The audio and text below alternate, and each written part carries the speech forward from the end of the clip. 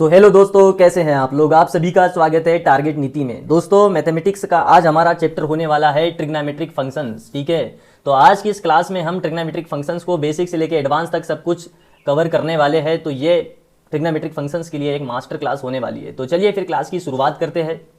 तो दोस्तों, सबसे पहले हम शुरुआत करते हैं बेसिक ट्रिग्नोमेट्री से। क्या होता है ट्रिग्नोमेट्री मीन्स। ठीक है, तो दोस्तों ट्रिग्नोमेट्री में क्या होता है, ये एक स्टडी करते हैं हम इसमें किसकी, ट्रायंगल्स के एंगल्स एंड साइड्स के बारे में। ठीक है, जैसे नाम से स्पष्ट है ट्रिगोनोमेट्री।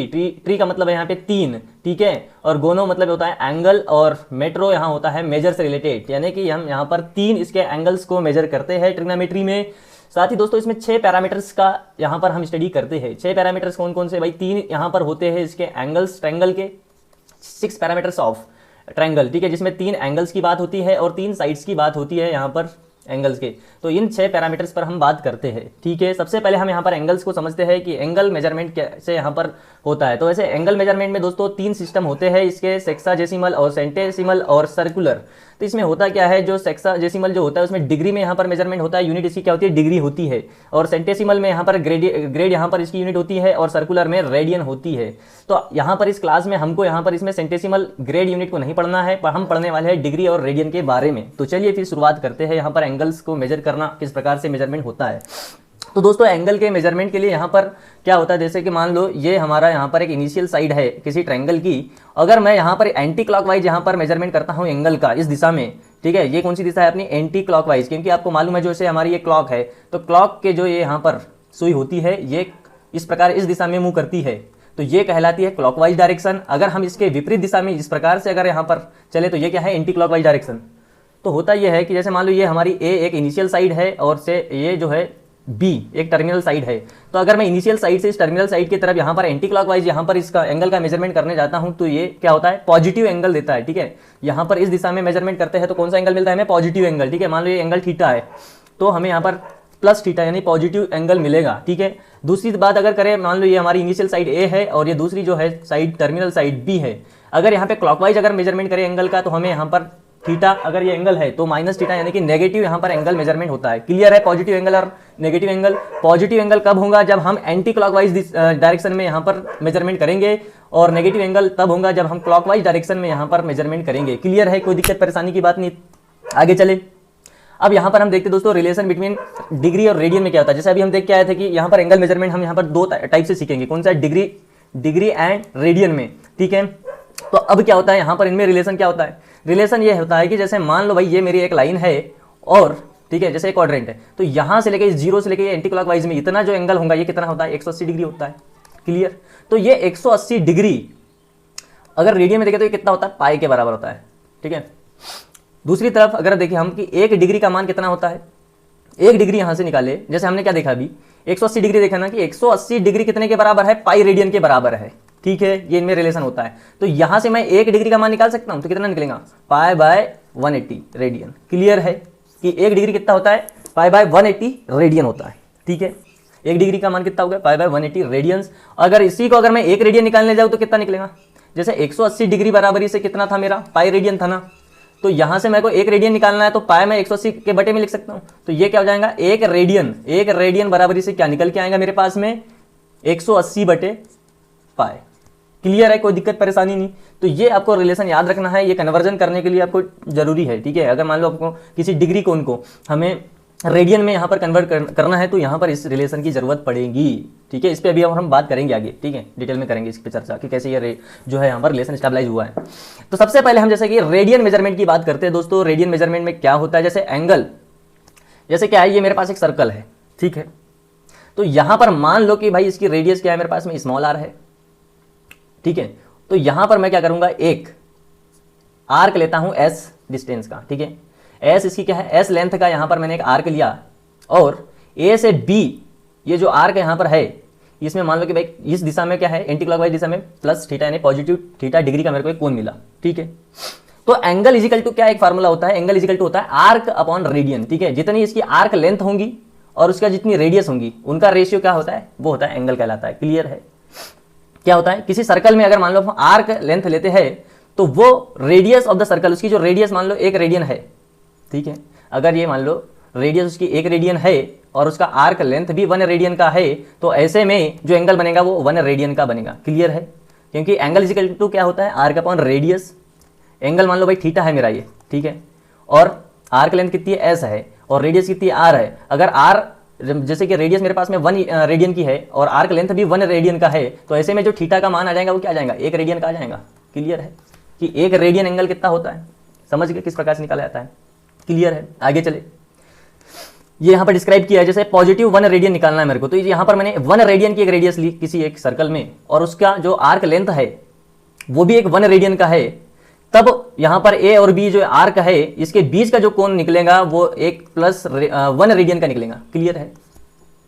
क्योंकि भैया अपन पढ़ के तो आया भी कि एंगल इजिकल टू क्या होता है, आर्क लेंथ अपॉन रेडियस होता है ना, तो आर्क भी 1 रेडियन का हो गया और जो हमारा रेडियस है वो भी 1 रेडियन की हो गई, तो एंगल जो थीटा का मान निकलेगा वो भी तो 1 रेडियन होगा। ठीक है, 1 रेडियन क्या होता है, क्लियर है? ऐसे यहाँ पर नेगेटिव हो जाता है अगर मैं इसको क्लॉकवाइज डायरेक्शन में मेजरमेंट करता है इसका, तो same as it is same है ये। ठीक है, क्लियर है? तो ये -1 रेडियन यहाँ पर एंगल निकल जाता अगर क्लॉकवाइज डायरेक्शन में अपन निकालते तो। क्लियर है ना? यहाँ पे कोई दिक्कत परेशानी नहीं। आगे चले, अब देखो डिग्री की बात करते हैं। डिग्री मेजरमेंट कैसे, जैसे मेरे पास में एक ये लाइन है और ये मेरा 0 डिग्री पे है, तो डिग्री में मैं जब यहाँ पे एंटी क्लॉकवाइज इस पूरे एक यहाँ पे रोटेशनल की वैल्यू कितनी होती है, थीटा बराबरी से ये पूरा होता है 360 डिग्री का। क्लियर है? वही अगर मैं इसको इस प्रकार से क्लॉकवाइज डायरेक्शन में मेजरमेंट करता तो ये हो जाता -360 डिग्री। क्लियर है? कोई दिक्कत परेशानी नहीं। ये तो हम पढ़ के आगे कि एंटी क्लॉकवाइज में पॉजिटिव हमें एंगल मिलेगा और क्लॉकवाइज में नेगेटिव एंगल मिलेगा, कोई दिक्कत परेशानी नहीं। जो अब यहाँ पर 1 डिग्री का मान होता है वो होता है 60 मिनट, और 1 सेकेंड जो होता है वो होता है 60 सेकेंड के बराबर। क्लियर है? यहाँ पर कोई दिक्कत नहीं इसमें। आगे चले, अब डिग्री रिलेशन अगर बात करें, रेडियन को मेरे को डिग्री में बदलना है किसी को, तो क्या करूंगा मैं, 180/π कर दूंगा उसमें डिग्री के साथ में। ठीक है, तो डिग्री में मिल जाएगा। रेडियन को मैं क्या करूंगा, अगर रेडियन में निकालना है तो जो भी डिग्री दिया है तो 180/π कर दिया मैंने यहाँ पे, तो ये डिग्री में मिल जाएगा। ठीक है, और डिग्री से मेरे को रेडियन में जाना है तो π/180। ठीक है, क्लियर है? तो ये दोनों रिलेशन आपको क्या है, याद रखने हैं, कन्वर्जन में ये जरूरी है। दूसरी तरफ आप जैसे कि इसमें देखो, थीटा इजिकल टू मेरा मान लो 0 डिग्री पे ये वाला पॉइंट है यहाँ पर। ठीक है, ये है इनिशियल पॉइंट। अब यहाँ से मैं इस एंटी क्लॉकवाइज डायरेक्शन में यहाँ पर एंगल का मेजरमेंट करता हूँ। ठीक है, तो ये एक्स एक्सिस से इस वाई एक्सिस तक मैं यहाँ पर अगर इतना कोण मेजरमेंट करता हूँ तो ये कितना होता है, 90 डिग्री का होता है। ठीक है, तो थीटा बराबर से 90 डिग्री, और इसको अगर मैं रेडियन में बोलूँ तो π/2 होता है। ठीक है, एक्स एक्सिस से इधर नेगेटिव के एक्स एक्सिस तक अगर हम यहाँ पर मेजरमेंट करें तो ये कितना होता है, टोटल यहाँ से यहाँ तक का पूरा होता है 180 डिग्री, और रेडियन में कितना होता है, π रेडियन। ठीक है, और यहाँ तक अपना जितना कोण कहलाता है 270 डिग्री, रेडियन में 3π/2। ठीक है, और इस पूरे होल लाइन को अगर एक रोटेशन पूरा मैं कंप्लीट कर लेता हूँ तो ये कितना होता है, ये होता है मेरा 2π या पूरा 360 डिग्री। क्लियर है? यहां तक, मतलब इस वाले जो इनिशियल पॉइंट है यहां पर 0 डिग्री भी होता है और 360 डिग्री भी। अगर एक रोटेशन पूरा हो गया तो ये 360 डिग्री 2π के बराबर होता है। क्लियर है? कोई दिक्कत नहीं। ये जो पहला फर्स्ट क्वाड्रेंट है, ये दूसरा क्वाड्रेंट होता है अपना, ये तीसरा क्वाड्रेंट होता है, और ये फोर्थ क्वाड्रेंट है। ठीक है, चले आगे। ये डिग्री और रेडियन में, जैसे 30 डिग्री को रेडियन में कितना होता है, π/6, 45 डिग्री π/4, 60 डिग्री π/3, 90 डिग्री π/2, 180 डिग्री π, और 270 डिग्री 3π/2, 360 डिग्री होता है 2π। ठीक है, तो ये सब, ये जो है ना स्टैंडर्ड एंगल के यहाँ पर मेजरमेंट होते हैं, ये आपको तो याद ही रखना है। ठीक है, बाकी तो आप कन्वर्ट करके निकाल ही सकते हैं फार्मूला से। ठीक है, ये हमारा जो फार्मूला है रेडियन, जैसे रेडियन मेजर्स को निकालना है तो रेडियन में निकालना है, तो जैसे ये रेडियन वाला जो पाई अपना रेडियन होता है ना, ये ऊपर रहना चाहिए। ठीक है, इसको याद रखने का ये तरीका है कि अगर आपको रेडियन में निकालना है तो रेडियन वाला ऊपर आएगा π/180। ठीक है, इंटू डिग्री मेजर, जितनी डिग्री है, जैसे मान लो 90 डिग्री है, इसको मेरे को बदलना है किसमें, रेडियन में, तो यहाँ पर कितना 90 के साथ में π/180 का यहाँ पर मल्टीप्लिकेशन कर दिया तो ये कितना हो जाएगा, 90 × 180। ठीक है, 90 × 2 180 हो गया, तो कितना है मेरे पास में, π/2 आ गया ना, तो यहाँ पर 90 डिग्री को मैं π/2 को कन्वर्ट कर सकता हूँ इस प्रकार से। ठीक है, तो ये फार्मूला इस प्रकार से याद रखना है कि जैसे मान लो डिग्री मेजरमेंट में मेरे को चाहिए एंगल का मान, तो मेरे को डिग्री वाली वैल्यू ऊपर आएंगी, मतलब 180 डिग्री बाय π। ठीक है, इंटू रेडियन मेजरमेंट, रेडियन से उसका मल्टीप्लिकेशन कर देंगे तो डिग्री में मेजरमेंट में मिल जाएगा। ठीक है, दोनों फार्मूला याद हो जाएंगे किस प्रकार से करना है। रेडियन मेजरमेंट में निकालना है तो रेडियन वाला पाई की वैल्यू ऊपर आएंगी, डिग्री मेजरमेंट में अगर मेरे को मान चाहिए तो 180 यानी कि डिग्री वाली वैल्यू ऊपर आएंगी, रेडियन वाली नीचे आएंगी। ठीक है, क्लियर है? आगे चले, अब देखते हैं कि साइन क्या क्या होता है यहाँ पर ट्रिग्नोमेट्रिक फंक्शंस के लिए अलग अलग क्वाड्रेंट में। जैसे ये मेरा पास में यहाँ पर ये फर्स्ट क्वाड्रेंट है, ये सेकंड क्वाड्रेंट है, और ये वाला जो है ये थर्ड क्वाड्रेंट है, ये फोर्थ क्वाड्रेंट है। तो इसमें क्या होता है दोस्तों, जो फर्स्ट क्वाड्रेंट होता है इसमें हर एक जितने भी ट्रिग्नोमेट्रिक फंक्शंस होते हैं हमारे साइन कॉस टेन, ठीक है, सेक कोसेक टेन एक्स, इनके सबके यहाँ पर पॉजिटिव साइन होते हैं, चाहे आपके पास में 90 माइनस थीटा हो या, ठीक है, या प्लस 0 प्लस थीटा हो, ठीक है। तो ये होता है यहाँ पर फर्स्ट क्वाड्रेंट में, मतलब आल पॉजिटिव वैल्यू देता है। सेकंड क्वाड्रेंट में आपको साइन और उसका जो रेसिप्रोकल कोसेक होता है, इनके जो मान होते हैं वो हमें पॉजिटिव मिलते हैं। रेस्ट जितने भी होते हैं इस क्वाड्रेंट में वो सब नेगेटिव देते हैं। क्लियर है, ये सब याद रखना है। वो कैसे याद रखना है मैं एक ट्रिक बताऊंगा आपको। और जो थर्ड क्वाड्रेंट होता है उसमें tan cot का वैल्यू हमें पॉजिटिव मिलती है, बाकी रेस्ट जितने भी है उनकी हमें नेगेटिव मिलती है। और फोर्थ क्वाड्रेंट में जो होता है कॉज और उसका जो रेसिप्रोकल होता है सेक, कॉज का रेसिप्रोकल सेक, जिसका हमें यहाँ पर पॉजिटिव वैल्यू देता है फोर्थ क्वाड्रेंट में, और बाकी सब जो रेस्ट ट्रिग्नोमेट्रिक फंक्शंस है वो सब नेगेटिव देते हैं। अब इसके जो ट्रिक है दोस्तों कि ये जो साइन कैसे आप याद रखेंगे, अब दो चीजें, एक चीज और याद रखना है। जैसे एक्स एक्सिस में हमें क्या है 0 डिग्री और 360 डिग्री है और 180 डिग्री है, तो इन तीनों पर मतलब इस एक्स एक्सिस पर और ये तीन जो एंगल है हमारे पास 0, 180 और 360 डिग्री, इन सब पर ट्रिग्नोमेट्रिक फंक्शंस चेंज नहीं होता है। होंगे तो सिर्फ साइन चेंज होगा क्वाड्रेंट के अकॉर्डिंग, ठीक है। तो यहां पर ट्रिग्नोमेट्रिक फंक्शंस चेंज नहीं होता है एक्स एक्सिस पर। ट्रिग्नोमेट्रिक फंक्शन जो होता है ओनली चेंज होता है किस पे, ये वाई एक्सिस पर, जिस पे 90 डिग्री का एंगल हो या फिर 270 डिग्री का एंगल हो, इस पर ही हमें यहां पर चेंज देखने को मिलेगा, ठीक है। इस पर भी बात करेंगे आगे। पहले तो मैं साइन के लिए बात करता हूं कि ट्रिक क्या होंगी हमारे पास में। आपको एक सेंटेंस याद रखना है कि ऑल स्टूडेंट्स टेक कॉफी। आल यहां पर फर्स्ट क्वाड्रेंट की बात कर रहा है, मतलब फर्स्ट क्वाड्रेंट में आल ट्रिग्नोमेट्रिक फंक्शंस पॉजिटिव वैल्यू देता है, ठीक है। सेकंड जो है स्टूडेंट्स है, ठीक है। तो ऑल स्टूडेंट टेक कॉफी याद रखो, ऑल स्टूडेंट टेक कॉफी, ठीक है। ऑल स्टूडेंट टेक कॉफी, तो स्टूडेंट्स में एस क्या है, एस है मेरे पास में साइन, और साइन का जो रेसिप्रोकल कोसेक होता है ये देता है पॉजिटिव सेकंड क्वाड्रेंट में, बाकी सब नेगेटिव, ठीक। थर्ड क्वाड्रेंट की बात करें तो टेक की बात करता है, ठीक है। ऑल स्टूडेंट टेक, टेक यानी कि टेक के टी से क्या है मेरे पास में 10 है, 10 का रेसिप्रोकल कॉट, 10 और कॉट मेरे को पॉजिटिव वैल्यू देंगे। इसके अलावा रेस्ट जितने भी है वो सब क्या है नेगेटिव साइन देते हैं। कॉफी, कॉफी के सी से मेरे को क्या मिलेगा कॉज, सी से मिलेगा कॉज, और कॉज का एक रेसिप्रोकल क्या होता है सेक, तो ये पॉजिटिव रहते हैं फोर्थ क्वाड्रेंट में। इसके अलावा जितने भी है वो सब क्या रहेंगे, इसके अलावा जितने भी है वो सब नेगेटिव देंगे, ठीक है। तो ये सेंटेंस याद रखना है, all student take coffee. Clear.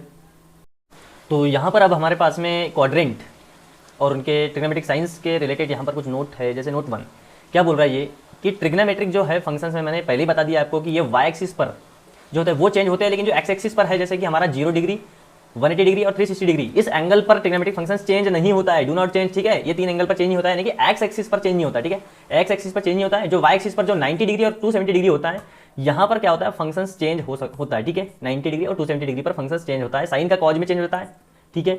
जैसे मान लो यहाँ पे साइन 90 प्लस थीटा आ जाए, ठीक है, तो ये चेंज होता है कॉज में। 10 का भी यहाँ पे जैसे मान लो भाई 10 90 प्लस थीटा या फिर 10 90 माइनस थीटा हो हमारे पास में, तो ये 10 का कॉट में बदल जाता है। सेक का इस प्रकार से कोसेक में बदल जाता है, ठीक है। तो बस साइन के लिए तो हमने देख ही लिया भाई कि ऑल स्टूडेंट्स टेक कॉफी, ये याद रखो। यहाँ से आपको बस ऑल क्या है फर्स्ट क्वाड्रेंट के लिए है, ऑल पॉजिटिव। स्टूडेंट्स में सेकंड क्वाड्रेंट में हमारा एस से जो है साइन और उसका रेसिप्रोकल कोसेक ये पॉजिटिव देता है, बाकी rest is negative. Third quadrant में टेक से टेन थीटा और उसका रेसिप्रोकल कॉट थीटा ये देता है पॉजिटिव, बाकी रेस्ट इज नेगेटिव। और फोर्थ क्वाड्रेंट कॉज जो होता है वहां से क्या निकल के आता है, वहां से निकल के आता है हमारे पास में कॉज थीटा और उसका जो रेसिप्रोकल है कॉस थीटा का कौन सेक थीटा, ये होते हैं पॉजिटिव फोर्थ क्वाड्रेंट में, रेस्ट इज नेगेटिव, ठीक है। क्लियर है। चेंज कहां पे होता है 90 डिग्री टू 70 डिग्री, ठीक है। साइन का कॉज में बदल जाता है, टेन का कॉट में और सेक का कोसेक में, ठीक है। कोई दिक्कत परेशानी नहीं, चले आगे।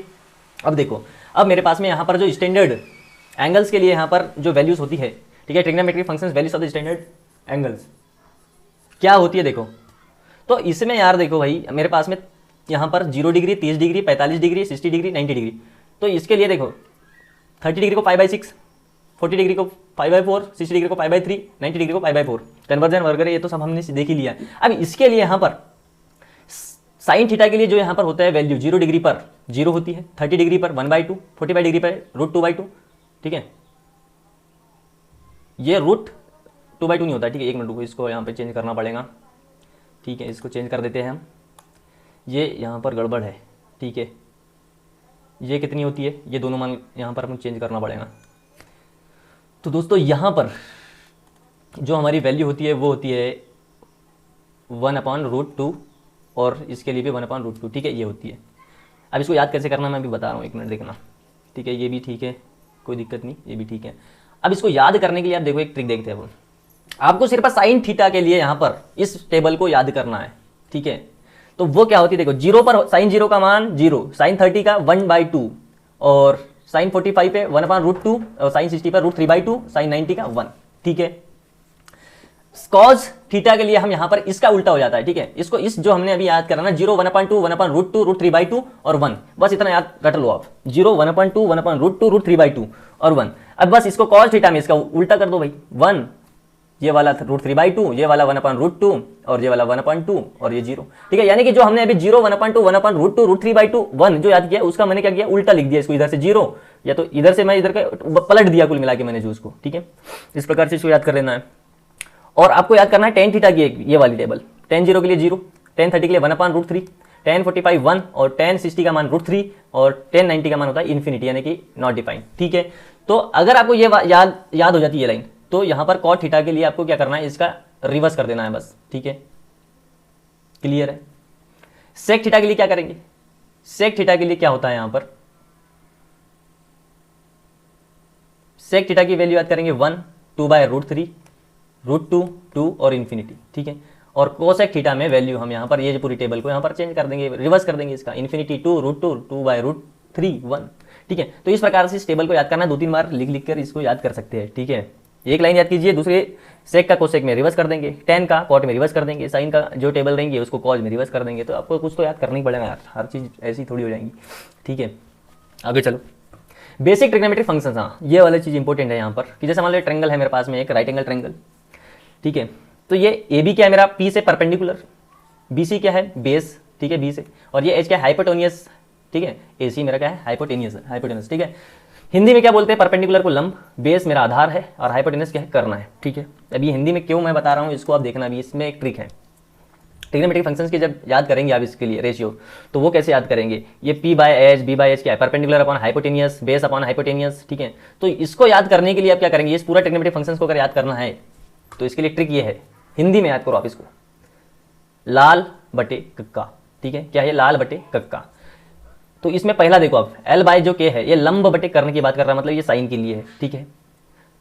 साइन का रेसिप्रोकल कोसेक होता है, तो कोसेक का यहाँ पर इसका रिवर्स हो जाएगा, कर्ण बटे आधार, ठीक है। कोसेक के लिए हम उल्टा मानेंगे उसका, कर्ण बटे आधार। कॉज के लिए क्या होता है, ये बीच वाला आधार बटे कर्ण, ठीक है।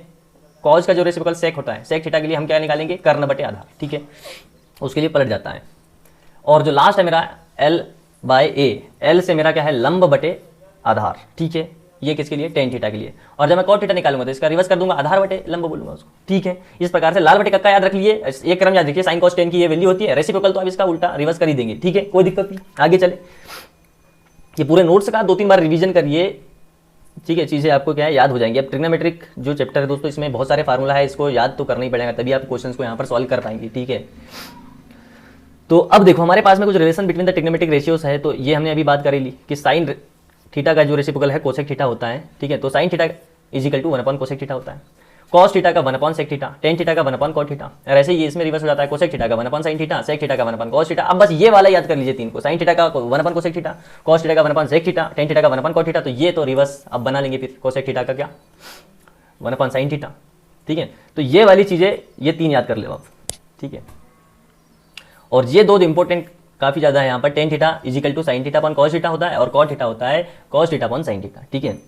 आगे चले, अब यहाँ पर हमारे पास में ट्रिग्नोमेट्रिक आइडेंटिटीज है, ठीक है, जिसमें sine square theta plus cos square theta is equal to 1 होता है। ये बेसिक आइडेंटिटीज है तीन, ठीक है, उनसे फिर ये रिलेटेड यहाँ पर ये बनते हैं, ठीक है। Sine square theta is equal to अगर निकालना है तो 1, ये कॉस स्क्वायर थीटा को मैंने इधर ले गया इक्वल के, तो ये कितना 1 माइनस कॉस स्क्वायर थीटा बन जाएगा, ठीक है। Sine square theta is equal to 1 minus cos square theta. ऐसे ही कॉस स्क्वायर थीटा निकालना है यहाँ से, तो इस साइन को मैं इधर ले लूंगा इक्वल के, ठीक है। तो cos square theta is equal to 1 minus sine square theta, ठीक है। तो यहाँ पर बेसिक जो तीन ही आइडेंटिटीज है, कौन कौन सी, sine square theta plus cos square theta की, दूसरी 1 plus tan square theta is equal to sec square theta, उससे आप ये दो फार्मूला और बना सकते हैं, ठीक है। तो ये फार्मूला आपको लिखना पड़ेगा, इसको डेली रिवाइज करना पड़ेगा, तब जाके ये याद रहेंगे, ठीक है। क्योंकि इनका यहाँ क्वेश्चंस में यहाँ पर काफी ज्यादा उपयोग होता है इन बेसिक आइडेंटिटीज और फार्मूलाज के, ठीक है। 1 प्लस कॉट स्क्वायर थीटा कितना होता है, तो ये होता है कोसेक स्क्वायर थीटा, ठीक है। और इस कॉट स्क्वायर थीटा निकालना है तो कोसेक स्क्वायर थीटा, इस 1 को इधर ला लिया मैंने, -1 हो गया। ऐसे ही cosec square theta is equal to cosec square theta minus cot square theta is equal to 1, ठीक है। तो ये यहाँ पर याद रखनी है आपको तीन बेसिक आइडेंटिटीज, ठीक है। लिख के इसको 2-3 बार क्या है रिवाइज कर लीजिए, ठीक है। ये तो नोट्स को रिविजन करते रहिए डेली बेसिस पर। अब देखो इंपॉर्टेंट जो आप ट्रिग्नोमेट्रिक जितनी भी आइडेंटिटीज है मेरे पास में, सम एंड डिफरेंस से रिलेटेड, प्रोडक्ट एंड, ठीक है, जितनी भी है यहाँ पर उनको देखते हैं।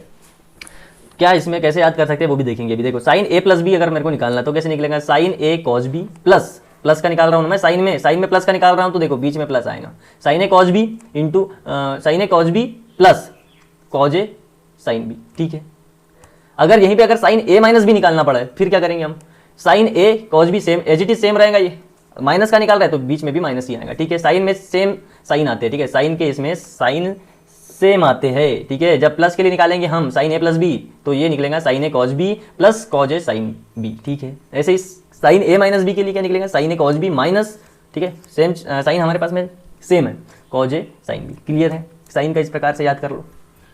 कॉज ए प्लस बी के लिए क्या होता है, कॉज ए प्लस बी में क्या होता है, कॉज पहले आएगा, ठीक है, साइन को हम बाद में। और एक तो इसमें कॉज में ये होता है कि साइन चेंज हो जाता है, ठीक है। ये देखो प्लस का यहाँ पर बीच में क्या आ रहा है, माइनस आ रहा है, और माइनस वाले में यहाँ पर क्या आ रहा है, प्लस आ रहा है। तो ये चीज़ है कि साइन वाले में साइन चेंज नहीं होता, ठीक है, सेम रहता है। और कॉज का अगर निकालना है हमने को ए प्लस बी या ए माइनस बी, तो वहाँ यहाँ पर साइन हमें प्लस का माइनस करना पड़ेगा और माइनस के इसमें प्लस करना पड़ेगा, ठीक है।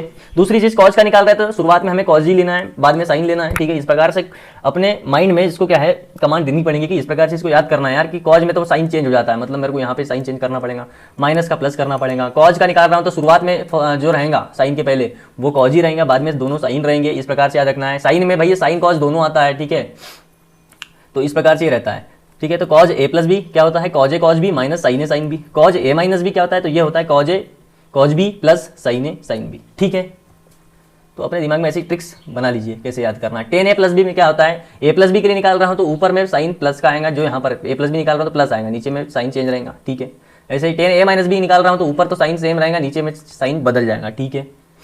इस प्रकार से इस फार्मूला को याद कर लीजिए, क्या होता है टेन ए प्लस बी, ठीक है। टेन ए प्लस बी क्या होता है, tan A plus tan B upon one minus tan A into tan B, ठीक है। अगला फार्मूला देखो, अगला फार्मूला में कॉट के लिए क्या होता है, कॉट के लिए जैसे प्लस के लिए निकाल रहे हैं तो यहाँ पर ऊपर में माइनस आएगा, नीचे में कॉट में क्या होता है, साइन सेम रहता है, नीचे में ऊपर में क्या है बदल जाता है, ठीक है। कॉट ए माइनस भी निकाल रहा हूं तो नीचे वही है, लेकिन ऊपर साइन बदल रहा है मेरा, ठीक है। तो इस प्रकार से इस फार्मूला को याद कर लीजिए कॉट वाले को, ठीक है। तो आगे चलो, डबल एंड ट्रिपल एंगल के लिए क्या होता है, साइन 2a की वैल्यू होती है 2 साइन ए कॉज ए, और अगर मेरे को साइन 2a को साइन को अगर 10 में बदलना है तो 2 tan a upon 1 plus tan square A होता है, ठीक है। cos 2a क्या होता है, इसके चार फार्मूला है अपने पास में, ठीक है। cos 2a को अगर cos में मेरे को मान बदलना है तो क्या क्या निकलेगा, cos 2a equal to 2 cos square A minus 1, ठीक है। साइन में चाहिए अगर cos 2a का मान तो 1 माइनस 2 साइन स्क्वायर ए हो जाता है, और cos 2a cos और साइन दोनों में चाहिए तो cos square A minus sine square ए हो जाता है। और cos 2a को अगर मेरे को यहाँ पर 10 में बदलना है तो वो क्या होगा, 1 minus tan square A upon 1 plus tan square A, ठीक है। आगे चले, tan 2a क्या होता है, tan 2a हो जाता है 2 tan a upon 1 minus tan square A. Sine 3a होता है, देखो अब इसको कैसे याद करना है, साइन 3a चाहिए मेरे को तो 3a चाहिए ना, तो 3 साइन ए, ठीक है, माइनस 4 साइन क्यूब ए, ठीक है। तो इस प्रकार से इसमें पैटर्न बन रहा है, ये पैटर्न को आपको यहाँ पर माइंड में सेट करना पड़ेगा कि साइन 3a क्या होता है, 3 साइन ए माइनस 4 साइन क्यूब ए, ठीक है। ऐसे cos 3a निकालना है तो 4 cos क्यूब ए माइनस 3 cos ए, ठीक है। ऐसे पैटर्न में इसको याद करना पड़ेंगे फार्मूले को, तभी याद रहेंगे। tan 3a चाहिए तो उसमें क्या होगा, 3 tan a minus tan cube A upon 1 minus 3 tan square A, ठीक है। तो ये फार्मूला आपको बहुत ज़्यादा इंपॉर्टेंट होने वाले है, इसको याद करना पड़ेगा, ठीक है। अब यहाँ पे सम टू प्रोडक्ट में अगर जाना है और प्रोडक्ट टू सम में जाना है तो क्या फार्मूले होंगे मेरे पास में, सी प्लस डी वाले फार्मूला है यहाँ पर sine C plus sine D में, तो ये हो जाता है 2 sine C plus D by 2 into cos C minus D by 2, ठीक है। अब देखो सी प्लस डी बाई 2 तो सभी में, ठीक है, इनमें तो कोई दिक्कत नहीं है, लेकिन साइन कहाँ आ रहा है, कॉज कहाँ आ रहा है, इसमें यहाँ पर आपको याद रखना है। तो वो आपने फार्मूला याद करके आया ना कि साइन ए प्लस बी में क्या होता है, साइन ए प्लस बी में हम याद करके आए कि साइन ए इंटू कॉज भी होता है, ठीक है, और प्लस रहेंगे बीच में, और कॉज ए इंटू कॉज भी होता है, ये याद करके आए हम। तो यहां पर साइन कॉज आता है, क्या आता है, sign cause A plus B में, ठीक है। तो इस प्रकार से इसको याद करना है साइन सी प्लस डी को कि 2 sine C plus D by 2 cos C minus D by 2। Sine C minus sine D में क्या हो जाएगा, ये हो जाता है 2 cos C plus D by 2 into में sine C minus D by 2, ठीक है। अगला फार्मूला क्या है, कॉज का है अपने पास में, तो cos C plus cos D क्या होता है, 2 cos C plus D by 2 और cos C minus D by 2, ठीक है। ये मल्टीप्लीकेशन में हो जाएगा इसके। कॉज सी माइनस डी कैसे निकलेगा, कॉज सी माइनस डी में जो रहेगा माइनस अगर है अपने पास में कॉज में तो ये साइन में आता है इसका, 2 sine C plus D by 2 into sine D minus C by 2। ये थोड़ा इंपॉर्टेंट है, यहाँ पर क्या है गलती होने की संभावना रहती है कॉज के माइनस वाले में, cause C minus cos D में, क्योंकि यहाँ पर डी माइनस सी बाई 2 होता है, ठीक है। अगर ये इसको अगर सी माइनस डी लिखना तो माइनस आएगा सामने, minus 2 sine C plus D by 2 और sine C minus D by 2, ठीक है। तो ये ज्यादा यहाँ पर इंपॉर्टेंट रहता है, इसको यहाँ पर अच्छे से याद करना। आगे चलो, प्रोडक्ट टू सम में, प्रोडक्ट टू सम में क्या होता है, 2 साइन ए कॉज बी, 2 साइन ए कॉज बी, ये क्या होता है, साइन ए प्लस बी प्लस साइन ए माइनस बी, ठीक है। 2 कॉज ए साइन बी, ये होता है साइन ए प्लस बी माइनस का आ जाएगा इसमें साइन ए माइनस बी, ठीक है। अगला क्या है, two sine A, sine B में क्या होता है, cos A minus B minus cos A plus B, और two cos A cos B क्या होता है, ये होता है cos A minus B plus cos A plus B. ठीक है, तो इन फार्मूले को याद करने के लिए आपको डेली रिवीजन चाहिए। ठीक है, डेली इनको देखना पड़ेगा तभी ये याद रहेंगे। ठीक है, तभी आप ट्रिग्नोमेट्रिक फंक्शंस के सवाल को बना पाएंगे। ठीक है, अब ये ट्रिग्नोमेट्रिक रेशियोज है।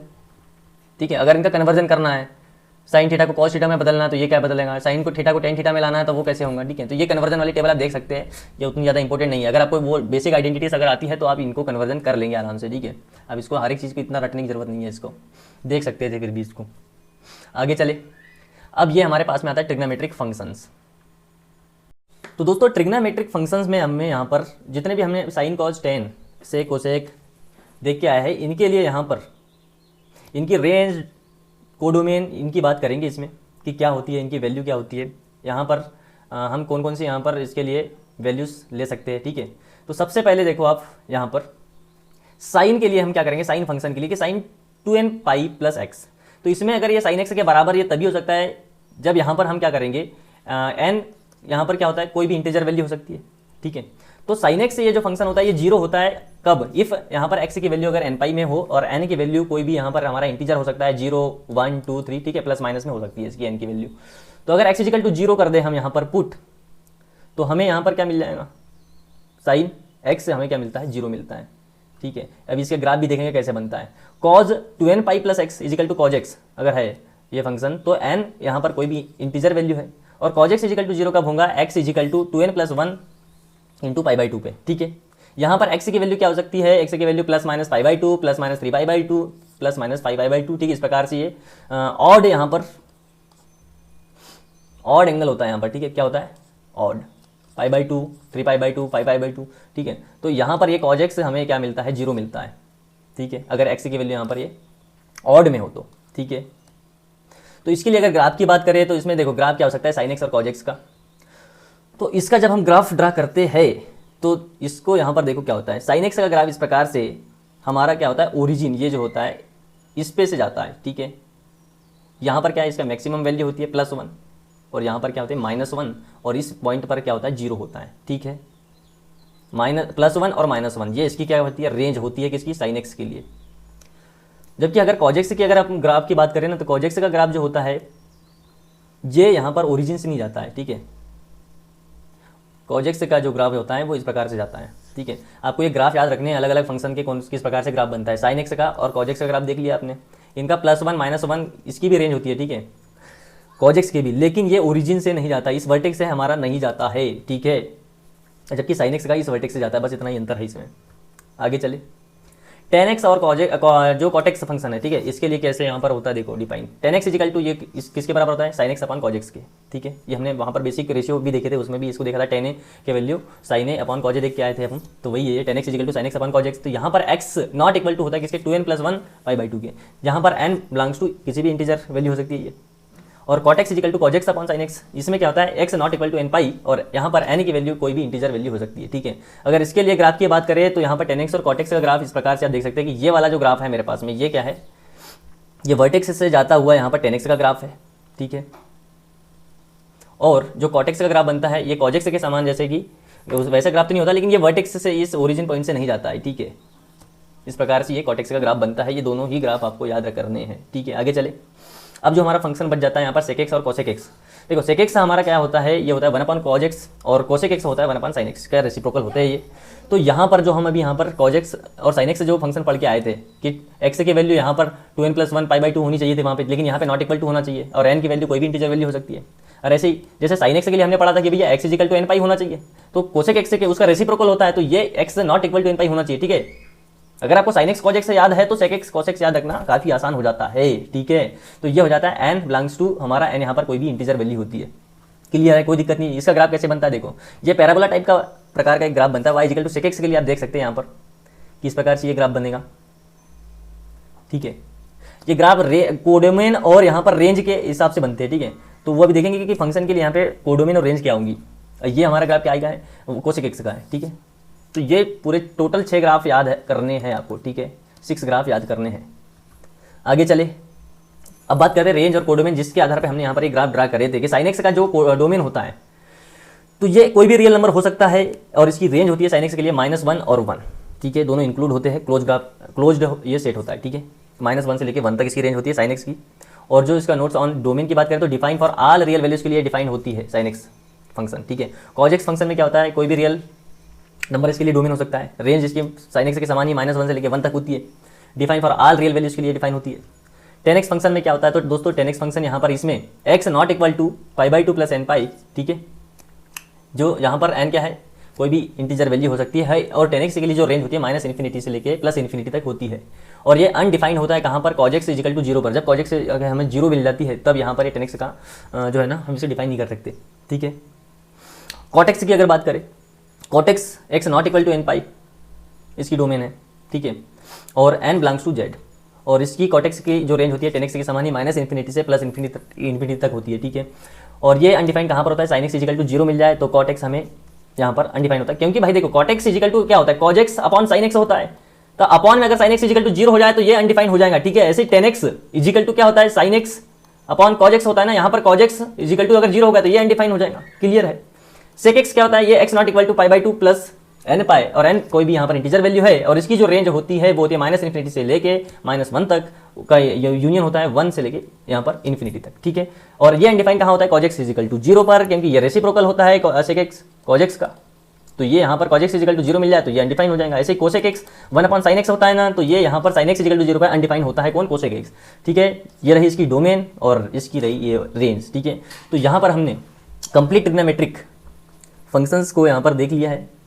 तो अगली क्लास में हम क्या देखने वाले हैं, सबसे पहले हम इनवर्स ट्रिग्नोमेट्रिक फंक्शंस को कंप्लीट करेंगे, उसके जितने भी कॉन्सेप्ट्स हैं। अब उसमें ज़्यादा फार्मूला नहीं होंगे, अगर आपको ये फार्मूला याद है तो वहाँ पर ज़्यादा कुछ याद करने के लिए रहेगा नहीं आपके लिए, ठीक है, इनवर्स ट्रिग्नोमेट्रिक फंक्शंस में। फिर हमको क्या करना है, इस पर आधारित दोनों ही ट्रिग्नोमेट्रिक फंक्शंस पर और इनवर्स ट्रिग्नोमेट्रिक फंक्शंस पर, दोनों ही यहाँ पर चैप्टर पर हम क्या करेंगे, प्रैक्टिस क्वेश्चंस देखेंगे, ठीक है। तो अभी आप क्या करिए, इसमें जितने भी कॉन्सेप्ट्स है, जितने भी फार्मूला है, इसको यहाँ पर रिवीजन करना है और मेमोराइज करना है, ठीक है, तभी इनके सवाल हम बना पाएंगे। इसलिए हमने इस क्लास में पूरे जितने भी concept, formula, range, domain, codomain, basic identities, properties, सब कुछ इसमें देख लिया है। तो मिलते हैं नेक्स्ट क्लास में। थैंक यू दोस्तों, मिलते हैं अगली क्लास में।